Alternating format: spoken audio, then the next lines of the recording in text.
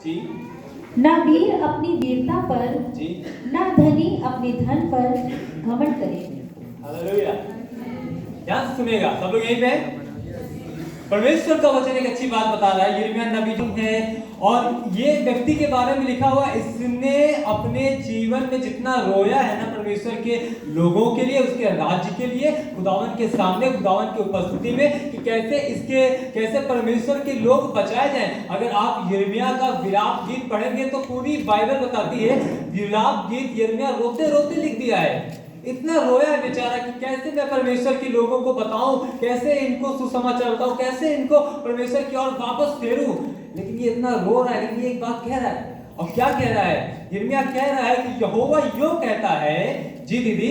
बुद्धिमान अपनी बुद्धि पर घमंड ना करे, बुद्धिमान अपनी बुद्धि पर घमंड ना करे, न वीर अपनी वीरता पर, और ना धनी अपने धन पर घमंड, और ना धनी अपने धन पर घमंड करे। इसका मतलब ये कहना चाहता है कि उस समय के लोग, और वरन आज भी हम में से कई सारे ऐसे लोग हैं जो कई ना कई चीजों पे घमंड करते हैं। जरूरी नहीं कि हमारे पास वीरता हो, या फिर हमारे पास बहुत ज्यादा पैसा हो, या फिर हमारे पास बहुत ज्यादा ताकत हो और हम उन चीजों पे घमंड करें। लेकिन मैं आपको बताऊं, अगर आपके पास इन तीनों चीजों में से कोई चीज है तो घमंड करना लाजमी है।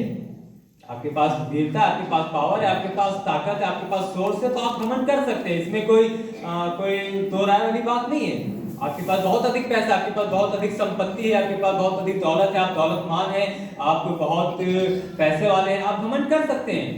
इसमें कोई दो राय नहीं है। परमेश्वर ने आपको दिया है, किस लिए दिया है? ताकि आप इसका इस्तेमाल करें। आपके पास बहुत ज्यादा बुद्धि है, सुलेमान से ज्यादा बुद्धि आप लेकर घूम रहे हैं, घमंड नहीं करेंगे। सुलेमान से ज्यादा बुद्धि लेकर आप घूम रहे हैं, तो आपको क्या घमंड नहीं करना चाहिए? करना चाहिए, करिए घमंड, जितना मन करे उतना करिए। लेकिन इसके बाद की जो आयत है, इसके बाद की जो पद है, वो इस घमंड को साइड करती है और क्या लिखती है? जी दीदी 34। परंतु जो घमंड करे, परंतु जो घमंड करे, वह इसी बात पर घमंड करे, वो इस बात पे घमंड करे कि वह मुझे जानता, कि वो मुझे जानता है और समझता है कि मैं ही वह यहोवा हूँ, कि मैं ही वो यहोवा हूँ, जो पृथ्वी पर करुणा, न्याय और धर्म के काम करता है, न्याय और धर्म के काम करता है, क्योंकि मैं इन्हीं बातों से प्रसन्न रहता हूँ। हालेलुया। क्योंकि मैं इन्हीं बातों से प्रसन्न रहता हूँ। पहली आयत परमेश्वर का दास कह रहा है कि वीर, बुद्धिमान और धनी अपने इन बातों पे घमंड ना करें। लेकिन अगर कोई घमंड करना चाहता है तो वो इस बात पे घमंड करे कि वो मुझे ना सिर्फ जानता है पर समझता भी है। कई बार हम खुदावन को जानते तो हैं, सभी जानते हैं ना, यीशु मसीह को सभी जानते हैं। समझना किसको कहते हैं मालूम है?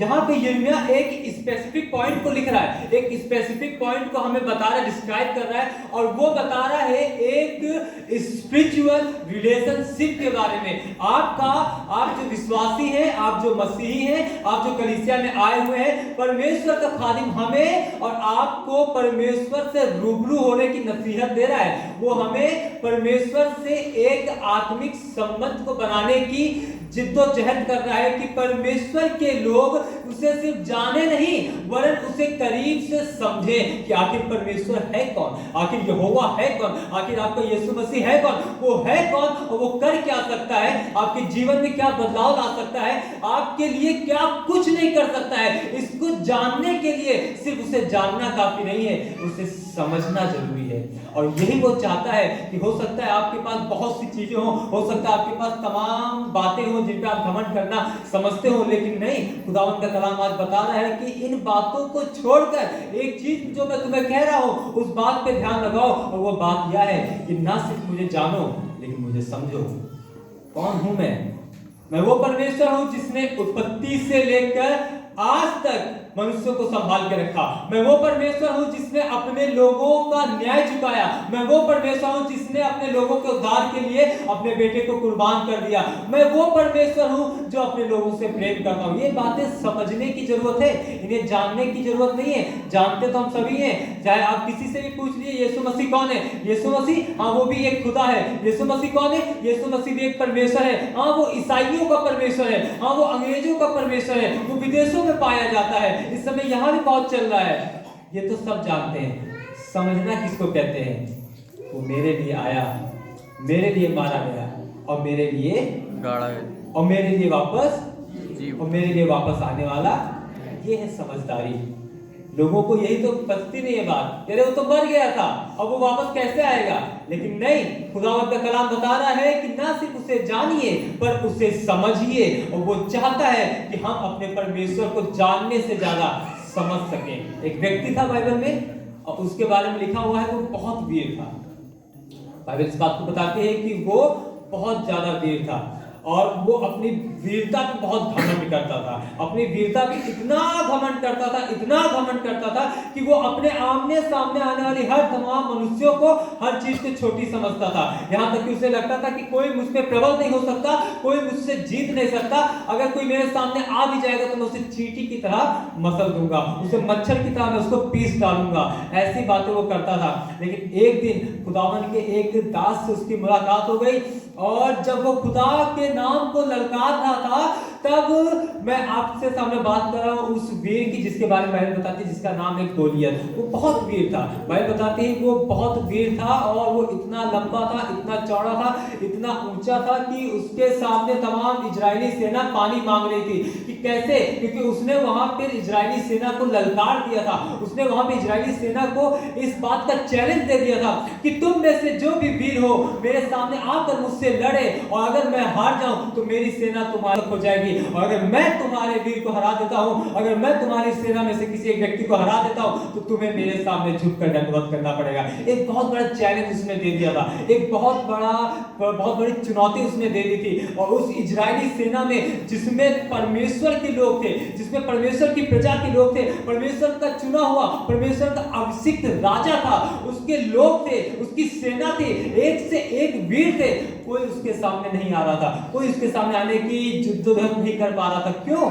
क्योंकि उसने एक ऐसा चैलेंज दे दिया था। लोगों को डर लग रहा था कि अगर हम हार गए तो हमें राजा के समेत उसके सामने दंडवत करना पड़ेगा और हमारी क्या इज्जत रह जाएगी, हमारा क्या वजूद रह जाएगा। और लोग पीछे होते चले गए। वो वेट करता रहा। रोज सुबह आकर बाइबल बताती 40 दिन रात वो रोज वहां पे टीले पे आके चिल्लाता था, कौन है जो मेरे सामने आएगा, कौन है जो मुझसे लड़ने पाएगा। एक दिन बाइबल बताती है एक परमेश्वर का वो दास जिसके बारे में लिखा है, बाइबल बताती है जिसका नाम दाऊद है, उसने इस बात को सुना और वो सुनकर उस वीर के सामने आया। और कैसे आया? सुनिए, हथियारों के साथ नहीं आया क्योंकि उसका कद छोटा था, चेहरे पे लाली झलक रही थी, अभी बिल्कुल नौजवान था, बालक था बिल्कुल, और उससे वो हथियार ढोने वाले वो अस्त्र वो शस्त्र उठाए नहीं जा रहे थे। लेकिन वो करता क्या था? वो एक चरवाहा का काम करता था। वो एक चरवाहा था। वो अपने साथ एक गोफन रखता था, गोफन में पत्थरों को रखता था और उसके साथ ही वो अपने जीवन को जीता था, भेड़ बकरियों को चराता था और जंगलों में जाता था। उसके बारे में ये गवाही दी गई है कि उसने शेरों और भालू के पंजों से, उनके मुंह से अपनी भेड़ बकरियों को बचाया है। परमेश्वर उसके साथ था। मैं आपको बताना मानता हूँ, खुदावंद के लोगों ध्यान से सुनिएगा, एक वीर जो अपनी वीरता पे घमंड कर रहा था और एक बालक जो अपने खुदा पे घमंड कर रहा था। इसलिए नहीं कर रहा था क्योंकि उसे मालूम था मेरा खुदा कौन है, बल्कि वो जानता था और समझता था कि मेरा खुदा कौन है। मैं वही तो आपको बताना मांगता हूँ। यिर्मयाह वही बात हमें भी बताना मांग रहा है कि हम अपने खुदावंद को समझे नहीं, हमें अपने खुदावंद को सिर्फ जानने की जरूरत नहीं है। आज हमें और आपको जरूरत है कि हम अपने खुदावंद को समझें। अभी जब आराधना हो रही थी तो भैया ने बात बोली कि आज किसी के लिए वैसे प्रार्थना नहीं होगी। आज आप जहाँ पे वहीं पे खड़े रहिए और जानिए आपका खुदा कौन है, आप समझिए आपका खुदा कौन है। जो खुदा यहाँ से नहीं वो वहां से भी काम कर सकता है। अगर आप उसके सामने अपने आप को खोल कर रख देंगे और अपने आप को बताएंगे कि खुदा देख मैं यहाँ पे खड़ा हूँ, मुझ पे ये दिक्कत है, मुझे ये परेशानी है, तो क्या वो खुदा अपने हाथ को वहां से बढ़ाकर आपको छू नहीं सकता? बिल्कुल छू सकता है। यही तो समझदारी है, यही तो समझना कि खुदा हमें तू वहां भी छू सकता है, हमें तू यहां से भी छू सकता है। मेरी परेशानियों को तू यहां से भी दूर कर सकता है और मेरी परेशानियों को तू वहां से भी दूर कर सकता है। एक बड़ी अच्छी बात भैया ने बताई थी उस लहू बहने वाली स्त्री के बारे में जिसने यीशु मसीह को दामन को छुआ, लेकिन यीशु मसीह ने उसको नहीं छुआ। सुनिएगा, वो इस बात को समझती थी, इस बात को जानती थी और इस बात को मन में कहती थी कि अगर मैं उसके दामन को ही छू लूंगी तो मैं अपनी बीमारी से चंगी हो जाओगी। ये जानती थी इस बात को, समझती थी इस बात को। और आज हमारा खुदा आपसे और हमसे यही बात कहना मांगता है कि हम न सिर्फ जाने कि हमारा खुदा कौन है, बल्कि हम इस बात को समझ जाएं कि हमारा खुदा हमसे क्या क्या चाहता है। हम उसे समझें, ना सिर्फ उसकी बातों को, पर हम उसके दिल को समझें। उसका भी एक दिल है। आप मानते उसका एक दिल है? कितने लोगों ने दर्शनों में ये बात देखी, कितने लोगों ने प्रार्थनाओं में ये बात देखी कि खुदा हमारे लिए रोता है ना? यानी कि उसका एक दिल है, उसका एक दिल है, यानी कि वो चाहता है कि हम उसे समझें। अगर वो बेदिल होता तो वो रोता नहीं अपने लोगों के लिए। अगर वो एक ऐसा खुदा होता जिन्हें अपने लोगों से प्यार होता तो वो कभी हमारे लिए रोता ही नहीं। क्या उसको पड़ी रोने के लिए? हमें तो जानते ही यीशु मसीह, हमें तो रोज संडे को आना है, 2 घंटे बैठना है, वापस घर चले जाना है, अगले संडे को फिर आएंगे, छुट्टी मिलेगी आएंगे, नहीं मिलेगी नहीं आएंगे, क्या करना है। लेकिन खुदा चाहता है कि जब हम यहाँ पे आए तो हम उसे समझें, जैसे दाऊद ने समझा, जैसे दाऊद ने समझा कि मेरा खुदा कितना महान है। जब वो गोलियत उस बात के लिए दाऊद को ललकार रहा था तो बाइबल बताती है वो दाऊद जो बालक था अपने गोफन में पत्थर लपेट के उसके सामने आया और कहने लगा, मैं जीवते परमेश्वर सेनाओं की यहोवा के नाम से तेरे समीप आता हूं। और उसने गोफन को उठा के घुमा के एक मारा और सिर्फ एक पत्थर उस गोलियत नामक वीर के शख्स के माथे पे लग गई और वो वहीं पे धड़ाम से एक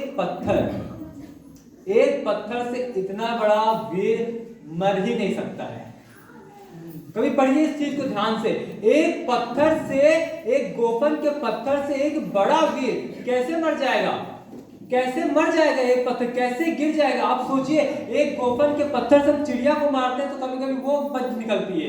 एक इतना बड़ा वीर जिसके बारे में बाइबल बताते हैं शायद वो 9 से 10 फीट लंबा था, 57-53 किलो का वो मुकुट या वो पहनता था, कवच पहनता था। इतना बलशाली, इतना ताकतवर, इतना वीर जिसके बारे में बाइबल बताती है कि वो वीर था, एक पत्थर से कैसे गिर गया?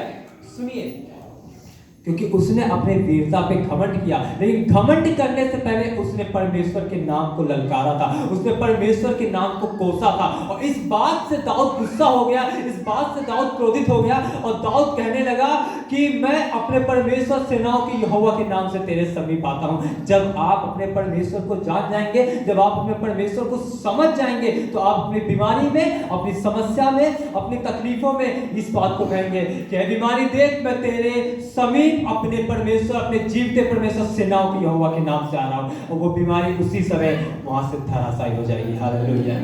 वो परेशानी उसी समय धराशायी हो जाएगी, वो समस्या चली जाएगी। Even your crisis, even your situation, even your everything, जो भी आपको डिस्टर्ब कर रही है वो उसी समय सेनाओं के यहोवा के नाम से गिर जाएगी, यीशु के नाम में। मालूम है क्यों? क्योंकि आप अब अपने परमेश्वर को समझ गए हैं कि मेरा परमेश्वर सिर्फ मुझे छुड़ाने की काबिलियत नहीं रखता है, लेकिन वो मुझे दुखों में देख ही नहीं सकता है। वो मेरा एक ऐसा परमेश्वर है जो मुझसे सिर्फ प्रेम भी नहीं करता है, बल्कि वो मेरा एक ऐसा परमेश्वर है जो मुझसे बेइंतहा प्यार करता है। वो ऐसा परमेश्वर है जो मुझे किसी भी घड़ी में, किसी भी हाल में छोड़ेगा नहीं। ये तो बात थी वीर की, जिसके बारे में बाइबल बताती है कि गोलियत बहुत बड़ा वीर था, लेकिन वो अपने घमंड पे विजयी नहीं हुआ। बाइबल दूसरी बात क्या बताती है? यिर्मयाह दूसरी नबी यिर्मयाह की बात जो दूसरा है वो क्या कहती है कि और बुद्धिमान अपनी बुद्धि पे घमंड। जब मैं बुद्धिमान के बारे में सोच रहा था तो मुझे एक ऐसे शख्स का नाम याद आया जो अपने आप को बहुत बुद्धिमान समझ रहा था और एक दिन कंगूरे पे खड़ा होके, एक दिन अपनी सहरतना पे खड़ा होके, अपने छत के महल पे खड़ा होके एक बहुत बड़ी सी सोसाइटी को, अपने देश को देख रहा था और मन में फूल रहा था, मन में फूला जा रहा था। क्या कह रहा था? क्या यह तमाम बेबीलोन शहर मैंने अपनी बुद्धि और अपनी सामर्थ्य से नहीं बनाया है? मैं बात करूं नबूकदनेस्सर राजा की, है ना?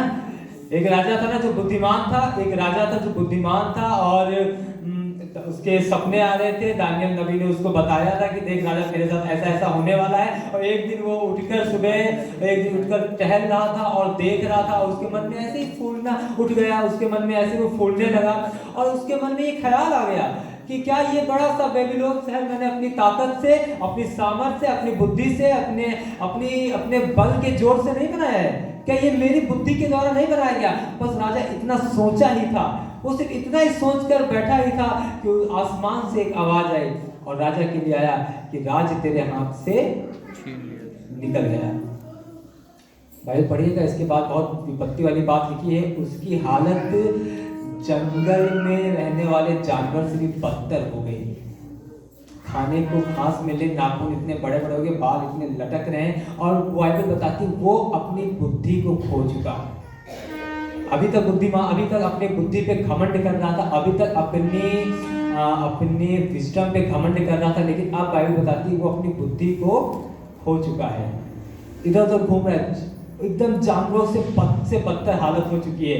क्या खाएं क्या पिए कुछ सूझ नहीं रहा है, एकदम पागल हो चुका है, अपने बालों को नोच रहा है, नाखूनों को देख रहा है, लौट रहा है, जमीन पे पड़ा है, अब कुछ सेंस ही नहीं रह गया उसके पास। क्या करे कुछ भी नहीं उसके पास है। फिर बाइबल बताती है आगे चल के जब वो अपनी आंखों को परमेश्वर की ओर उठाता है तो बाइबल वहां पे लिखती है परमेश्वर का कलाम उसके पास आता है, परमेश्वर का वचन उसके पास आता है, और परमेश्वर का वचन कहता है, हे राजा देख तेरी बुद्धि ज्यों की त्यों हो गई। हालेलुया।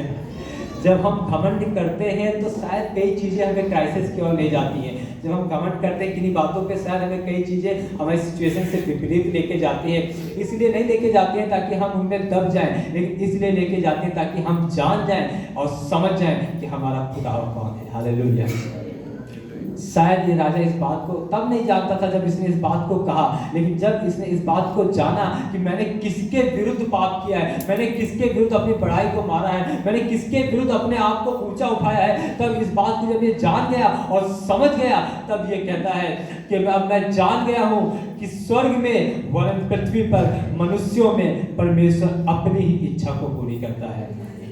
आपको लगता है कि परमेश्वर छोटा परमेश्वर है, कि वो आपकी बातों को नहीं समझता है? कि आपको लगता है कि परमेश्वर इतना छोटा परमेश्वर हो गया कि वो आपकी मदद नहीं कर सकता है? क्या आपको ऐसा लगता है कि परमेश्वर इतना छोटा परमेश्वर हो गया है कि वो आपके इस घमंड की बातों को नहीं जान सकता है? वो सब कुछ जानता है। मैं आपको बताऊं, हम में से बहुत से ऐसे लोग होंगे जो कई चीज़ों में घमंड करते होंगे। हो सकता है हमें अपने रुतबे पे बहुत ज़्यादा घमंड हो सकता है हमें अपनी बुद्धिमानी की बातों पे बहुत ज़्यादा घमंड हो, ज्ञान पे बहुत ज़्यादा घमंड हो, बहुत सी चीज़ों पे घमंड हो सकता है हमें। लेकिन एक बात जो बाइबल हमें बता रही है और समझा रही है, और मुझे ये बात बहुत अच्छी लगती है, यिर्मयाह की ये लास्ट वाली 24 की आयत जो बताती है कि अगर कोई घमंड करना चाहे तो वो इस बात पे करे कि वह न सिर्फ मुझे जानता है वरन समझता है कि मैं ही यहोवा हूँ जो पृथ्वी पर धर्म, न्याय और करुणा के काम से प्रेम रखता हूँ। हालेलुया। आपके जीवन में अगर परमेश्वर ने आपको कुछ ऐसा दिया है जिसका उपयोग परमेश्वर चाहता है कि आप करें दूसरों के हित के लिए, उसकी उन्नति के लिए, तो ये जरूरी है आपके लिए कि आप अपने परमेश्वर को समझिए।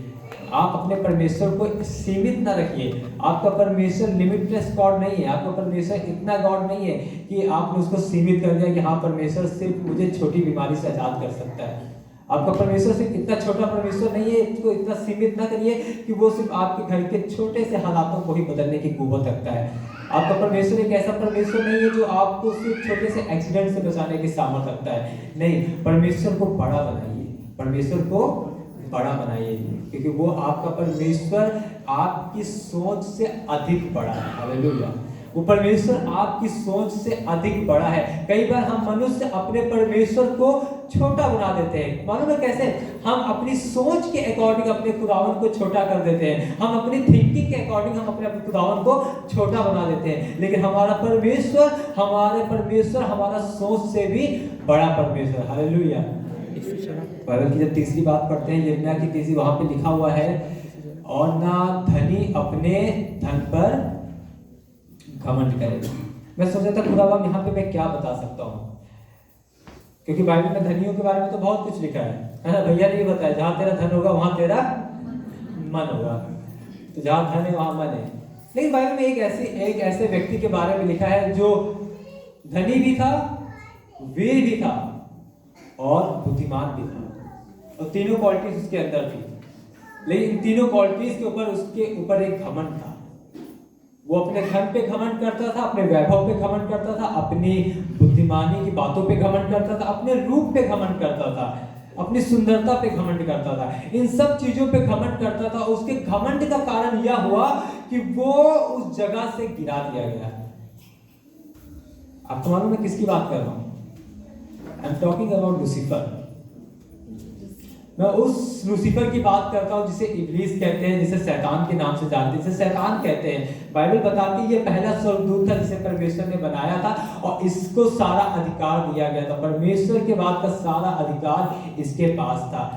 ये छाने वाला करूब था, तमाम मणि से और तमाम वैभव से और पता नहीं कौन कौन सी नक्काशी से ये घिरा हुआ था। इसके पंखों से इतना सुंदर ध्वनि निकलती थी जिसको सुन के परमेश्वर मदहोश हो जाता था, जिसको सुनकर परमेश्वर आनंदित हो जाता था। और इन सब बातों के साथ ये रहता था, स्वर्ग में रहता था। इसके नीचे तमाम इसके स्वर्गदूतों की सेना रहती थी और तमाम वहाँ की सेनाएं इसके धुन पे आनंदित होती थी, परमेश्वर की महिमा करती थी। मालूम है कैसे? जैसे हम लोग आराधना कर रहे थे अभी, जैसे हम लोग अभी वर्शिप कर रहे थे, तो संगीत के साथ, म्यूजिक के साथ जब हम उसमें एक्साइटेड हो जाते हैं, जब हम उस म्यूजिक के साथ आगे बढ़ते हैं, वैसे ही ये भी एक ऐसा करूब था, एक ऐसा स्वर्गदूत था जो परमेश्वर को वो म्यूजिक प्रोवाइड करता था, परमेश्वर जिससे आनंदित होता था। लेकिन बाइबल बताती है, यहेजकेल में लिखा हुआ है कि ये अपने इस बातों के कारण घमंडी हो गया और इसने कहा, इसने सोचा कि मैं अपने सिंहासन को परमेश्वर के सिंहासन से ऊंचा लगाऊंगा, परमेश्वर के सिंहासन से ऊंचा बनाऊंगा और अपने तख्त को उसके ऊपर लगाऊंगा। मालूम है कैसे हुआ? सुनिए, मैं एक दिन बाइबल पढ़ रहा था और मैं सोच रहा था, खुदा बाप जिस स्वर्गदूत को तूने रचा उसके अंदर ऐसे घमंड नहीं आया होगा। ये लाजमी नहीं है कि उसके अंदर ऐसे घमंड आ गया, वरना वो तो पहले ही घमंडी हो जाता। मैं सोच रहा था शायद ये मेरी कल्पना है, क्योंकि जब मैं इस बात को सोच रहा था तो मुझे लगा कि खुदावन जो स्वर्गदूत तूने बनाया उसके नीचे जो तूने अधिकार में दिया था, क्योंकि जब बाइबल बताती है कि इसके नीचे सारे अधिकार में थे, तो कहीं ना कहीं वो छोटे स्वर्गदूत इसको उभारते होंगे, कहीं ना कहीं वो छोटे स्वर्गदूत इसको कहते होंगे, अरे लूसीफर तू तो परमेश्वर के समान है, अरे लूसीफर तू तो परमेश्वर के तुल्य है, देख तुझमें और परमेश्वर में क्या ही भला है, देख तुझमें और परमेश्वर में क्या ही भिन्न बचा है, तू और परमेश्वर तो सेम है, वरन मुझे तो लगता है कि तुझे तो परमेश्वर से ऊपर होना चाहिए। जब ऐसी छोटी छोटी छोटी बातें उसके कानों में पड़ी होंगी तो मुझे ऐसा लगता है कि वो अपने घमंड में फूल गया होगा, मुझे ऐसा लगता है वो अपने घमंड में ऊपर आना शुरू हो गया होगा और उसे वो बातें याद आने लगी होंगी, अरे बुद्धिमान तो मैं बहुत हूँ, अरे रूपवान भी मैं बहुत हूँ, मैं जिससे कह दूँ वो यहाँ पे जाएगा, मैं जिससे, अरे मिकाएल भी मेरे अंदर में है, जिब्राइल भी मेरे अंदर में है, सब कोई तो मेरे अंदर में है, सिर्फ एक परमेश्वर ही तो है। अब लाओ मैं अपने सिंहासन को ऊंचा उठाता हूँ। घमंड आ गया। मैं आपको बताना चाहता हूँ, ध्यान से सुनिए, कई बार ऐसी चीजें हमारे साथ होने वाली है, हम इन चीज़ों से गुजर के आए हुए होंगे, आज गुजर रहे होंगे, हो सकता है फ्यूचर में भी फ्यूचर हम इन चीज़ों से गुजरे, जो हमें कुछ ऐसे लोग मिलेंगे जो हमें उठाएंगे, कुछ ऐसे लोग हमें मिलेंगे जो हमें उठाएंगे। वो गिरने से उठने वाला नहीं होगा, वो आपको घमंड में उठाएंगे। हो सकता है वो आपको घमंड में उठाएं, हो सकता है वो आपके ईगो में उठाएं, हो सकता है वो आपको एटीट्यूड में उठाएं। उस समय इस बात को याद रखिएगा कि अगर आप परमेश्वर में हैं और परमेश्वर को जानते हैं तो सिर्फ जानना जरूरी नहीं था। अगर लूसीफर परमेश्वर को सिर्फ जानता तो काफी नहीं था, लेकिन लूसीफर परमेश्वर को समझता नहीं था कि अरे जिसने तुझे बनाया है, जो तुझे बना सकता है, वो तुझे गिरा भी सकता है। ये इस बात को नहीं जानता था। और जब बाइबल बताती है, यहेजकेल में लिखा हुआ है कि और उस छाने वाले करूब जो अपनी बुद्धि, अपने रूप और अपने धन पे जो काबू न रख सका, उसे परमेश्वर ने उस स्वर्ग से गिरा दिया। किसने गिरा दिया? क्योंकि वो घमंड में आ गया था। यही बात पूरे इस 23 और 24 का जो सारांश है वो यही है कि हम अपने परमेश्वर को ना सिर्फ जाने वरन उसे समझें। और यिर्मयाह इस बात को हमें बताना मांग रहा है कि हमें अपने परमेश्वर से एक स्पिरिचुअल रिलेशनशिप रखने की जरूरत है, एक आत्मिक संबंध बनाने की जरूरत है। मालूम है कैसे? आज फिर भैया की बात याद आ रही है। बार भैया ने सारी बातें आज बोल दी। भैया ने बताया था किसी की 10,800 रुपये किसी की मंथली इनकम होती है, एक अमाउंट में 20,000 रुपये मालूम एक आत्मिक रिलेशनशिप कैसे बनाया जाता है? एक आत्मिक रिलेशनशिप अगर आपके साथ, एक आत्मिक संबंध खुदा के साथ अगर आपका एक मजबूत संबंध है, एक ऐसा संबंध आपके साथ खुदा के साथ है जो आपको मजबूती प्रदान करता है, आपको ताकत प्रदान करता है, आपको हियाव प्रदान करता है। सुनिएगा, एक अच्छा एग्जाम्पल मुझे याद आ रहा है। मान लीजिए किसी की इनकम 20,000 रुपए है। हो सकता है किसी की ये 20,000 रुपए की इनकम 1 साल की होती है ना भैया? 1 साल की 20,000 रुपए इनकम होती है किसी की वो 20,000 रुपए इनकम 6 महीने की होती है, किसी की 20,000 रुपए इनकम वो 1 महीने की होती है, किसी की 20,000 रुपए इनकम 1 दिन की होती है, किसी की 20,000 इनकम 1 घंटे की होती है, और किसी की एक सेकंड की होती है? बिल्कुल होती है। अब आप सोचिए, जिसकी 20,000 रुपए 1 साल की, उसके क्या ही कहने, कैसे उसका घर चल रहा होगा, कैसे उसकी लाइफस्टाइल चल रही होगी, कैसे उसका परिवार चल रहा होगा। जिसकी 6 महीने की होगी उसकी भी हालत बहुत बुरी होगी। जिसकी 1 महीने की इनकम 20,000 रुपए होगी, चलो उसका रोजी रोटी तो चल रहा है, ठीक है, उसकी ज्यादा दिक्कत है, रोजी रोटी तो चलने भर का है, खाने पीने का है। अब जिसकी 1 दिन की 20,000 रुपए इनकम है, बाप रे, 1 दिन की 20,000 रुपए इनकम है, आज दुबई कल लंदन उसके तो बल्ले बल्ले। अब जिसकी 1 घंटे की 20,000 की इनकम है, वो उसकी तो चांदनी है, क्या कहते हैं, चांदी है ना, सोने पे सुहागा, चांदी, कुछ भी करे 1 घंटे में 20,000 आ रहा है। अभी 20,000 खत्म ही नहीं हुआ, 20,000 वापस आ गया। अब आते हैं सबसे मेन पॉइंट पे, जिसकी 1 सेकंड की 20,000 की इनकम है। अब उसके बारे में मैं क्या बताऊं? है कोई यहाँ जिसका 1 सेकंड में जिसको 20,000 मिलता हो? Anyone here? जिसकी 1 सेकंड की 20,000 की इनकम हो, उसके क्या कहने? जी आंटी, हाँ, हालेलुया। जिसकी 1 सेकंड की इनकम 20,000 रुपए हो, है ना? अंबानी से पूछिए, अडानी से पूछिए, इनके तो मुझे लगता है नैनो सेकंड में आते होंगे लाखों रुपए। कहना क्या चाहता हूँ, ये एग्जाम्पल में इसलिए आपको दे रहा हूँ कि आपका संबंध भी खुदा के साथ ऐसा होना चाहिए। आपका संबंध खुदा के साथ ये साल वाला नहीं होना चाहिए कि 1 साल में 20,000 रुपए मिल रहा है, नहीं। आपका संबंध खुदा के साथ 1 महीने वाला नहीं होना चाहिए। आपका संबंध, आपका वास्तविक रिलेशनशिप खुदा के साथ 1 दिन का नहीं होना चाहिए। आपका संबंध खुदा के साथ 1 घंटे का नहीं होना चाहिए, पर आपका संबंध खुदा के साथ एक सेकंड का होना चाहिए, जिसमें आप खुदावन के करीब बने और बने रहते हैं। मालूम है, जब आप खुदा के साथ एक सेकंड, एक पल उस 20,000, उस 25,000 की इनकम की तरह रहेंगे, तो आपका जीवन भी वैसा ही सोने पे सुहागा होता रहेगा। हालेलुया, समझ गए? ऐसा संबंध खुदा हमसे चाहता है। और ये तब होगा जब हम अपने खुदावन को ना सिर्फ जानेंगे, पर हम अपने खुदावन को समझेंगे कि मेरा खुदा मुझसे कितना प्यार करता है। मेरा खुदा मेरी बुद्धि से प्यार नहीं करता है, मेरा खुदा मेरे वीरता से प्यार नहीं करता है, मेरा खुदा मेरे ज्ञान से प्यार नहीं करता है। क्योंकि ये चीजें शायद मुझ में घमंड को लेकर आ जाए, शायद ये चीजें मुझ में ईगो को लेकर आ जाए, शायद ये चीजें मुझे घमंड में गिरने का कारण बन जाए। लेकिन जब मैं अपने खुदा को समझूंगा और जब मैं अपने खुदा को जान जाऊंगा और उसके जानने के अनुसार मैं अपने खुदावन के लिए करूंगा, तो खुदा मुझे 1 सेकंड में 20,000 वाली इनकम वाली आशीष को देगा। हालेलुया। वो आशीष जो हम पाना तो चाहते हैं, वो आशीष जो हम सालों से खोज रहे हैं, आज मिली नहीं है, लेकिन आज यीशु के नाम में अगर आप इस बात को जान जाएंगे कि आपका खुदा कौन है और आप अपने खुदा को कितना समझते हैं, तो वो आशीष आज ही आपके साथ लग जाएगी। हालेलुया। ये खुदावन की ओर से होता है। मालूम है, खुदावन के काम करने के तरीके फर्क होते हैं, और जब हम खुदावन के अनुसार और उसके अधीनता में उसके कामों को करते हैं, तो ही वो हमारे लिए आशीषों को लेकर आती है। शायद दाऊद इस बात को जानता था, गोलियत का संबंध खुदा से अच्छा नहीं था, लेकिन दाऊद का संबंध खुदा के साथ अच्छा था, इसलिए दाऊद उस वीर पे प्रबल हुआ।